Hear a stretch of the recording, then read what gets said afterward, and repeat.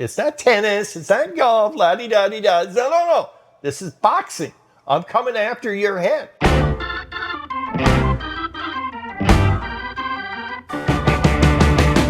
Hey there, it's Coffee with the Goose. We talk about things that are interesting, fascinating, and irritating. It is I, the Goose, and I'm so glad you joined me again.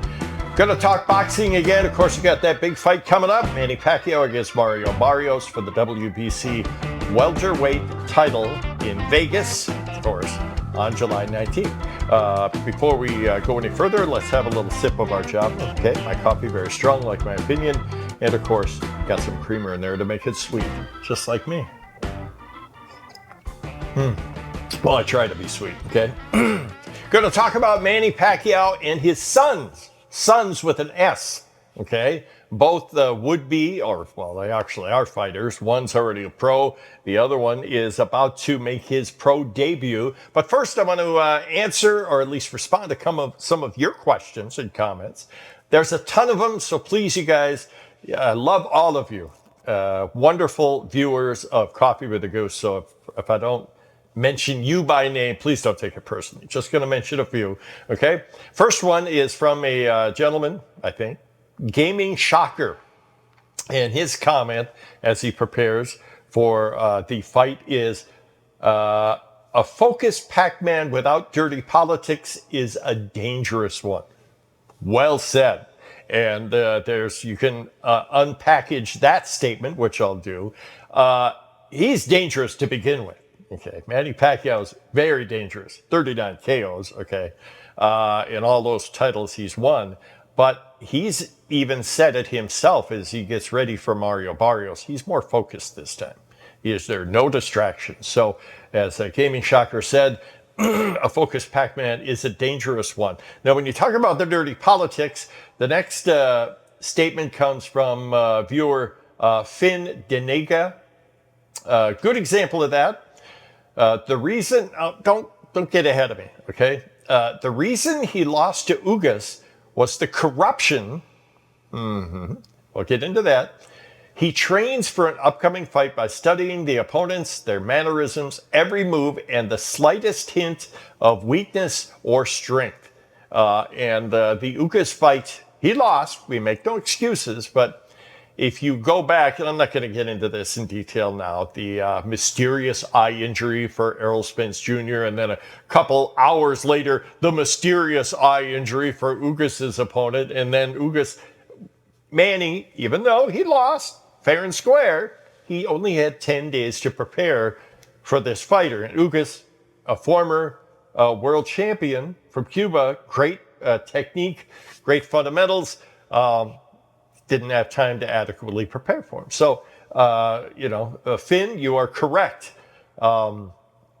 Let's not just look at that last fight and say, well, see, he lost, you look bad. There's always a reason. And never forget the corrupt nature of boxing, second only to politics. Boxing's a dirty game in and out of the ring. Next comment comes from Ace World. I love this. He says, I will bet my house and lot. I love that. And if I lose, I'll live in Manny's house. Ah, there you go. God, Manual house, yeah, I'm sure. I'm not going to bet my house and lot, but if I were a betting man, I would put money on Pacquiao because he's a big underdog this fight. Can't figure that one out. Next viewer, Raleigh Luck Tuzan. Sure, I butchered your name there. This viewer says, Manny's got to figure out the conditioning of his legs. Then he can win. And if you know of Pacquiao's history, he's got two things he needs to worry about with his legs. Number one, cramps. He's had that issue in several fights. And the other has to do with the age. He's 46, and that's endurance. Will he be able to endure through the 12 rounds, if it lasts that long, and keep the quickness and the bounce in a step? Will he be able to do that? If so, it bodes well for Team Pacquiao as they aim for BARRIOS title. Now, the predictions from my partner Jude and I, we're going to, another show, another week or so, we'll get the predictions to you. And don't predict what I'm going to predict. Okay, we'll explain it and tell you why we came to our conclusion. Okay, there's a reason. We just don't have our little teddy bear, Pac-Man teddy bear in the middle of the night. Oh, we're dreaming. That's not who we are. We look at facts. Okay, there's a reason why we have our opinion. So again, if I didn't mention you or your comments, love you guys. Love you guys. I love all of you viewers. Okay, now let's talk about Pacquiao's sons. Notice I didn't say son, it's sons, okay? The first son, Manny Pacquiao, Emmanuel Pacquiao Jr., and that is Jimuel, he's going to be fighting on the undercard in Pacquiao's fight against Mario Barrios. And it's going to be his first professional fight, all right? Now, Jimuel has fought 10 times as an amateur. I believe he won his first 4, then lost his next 4, and then he's won his last 2 amateur fights, and the last one was a KO. So we don't know what to expect. He's an amateur. Okay, I don't even know what who his opponent will be, but it's going to be exciting, and I'm sure it'll be early in the undercard. So Dad and Mom, Jinky's going to be there, and the whole family watching with bated breath. They're going to be all excited, watching their young man fight, and so that'll be exciting. And of course, we'll watch that just like you guys will. We wish him all the best. The other son, we talked about this guy before.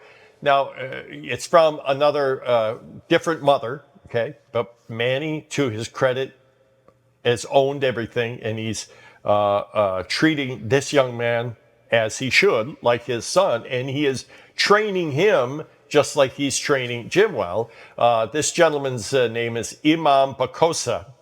Now, they're different animals, even though they have the same dad, Jimuel and Eman. Eman is already professional, 6-0 with 1 draw and 5 KOs. And he's got a fight coming up a week after Dad. It'll be July 27th against Rodolin Perez. It'll be in the Philippines.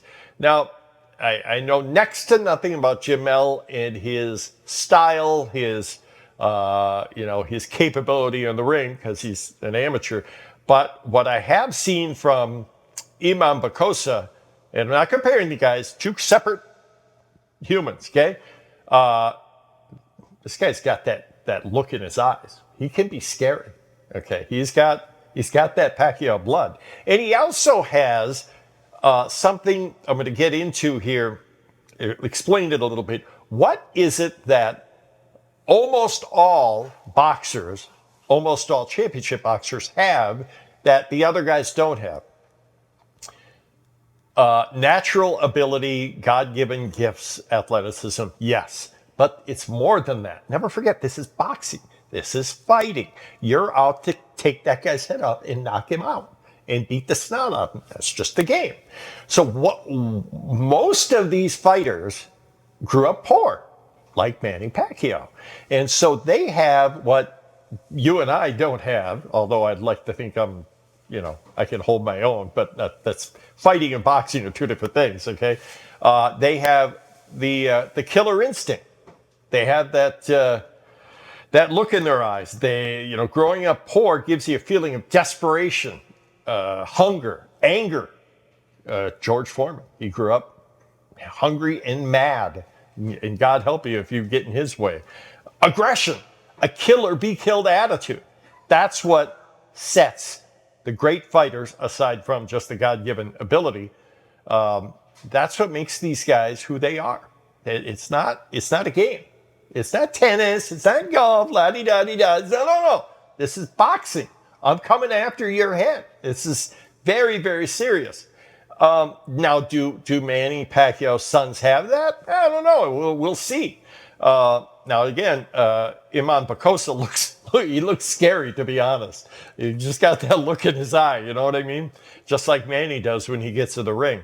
Now, we will see, and let me just name, there are very, very few sons of great fighters who grew up themselves to be great fighters. Very few.